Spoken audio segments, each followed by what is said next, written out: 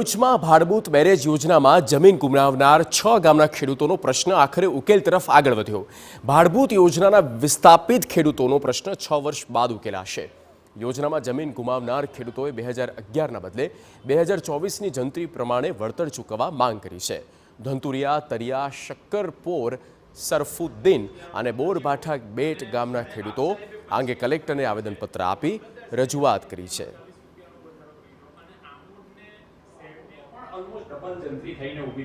યોગ્ય બજાર કિંમતને આધારે સાયન્ટિફિક રીતે નવા જંત્રીના ડ્રાફ્ટ તૈયાર કરેલ છે, એને અમે આવકારીએ છીએ અને એ જ રીતે જો અમને એ નવા ડ્રાફ્ટને આધારે જો યોગ્ય વળતર ચૂકવવામાં આવશે તો અમે સંમતિ આપવા માટે તૈયાર છીએ।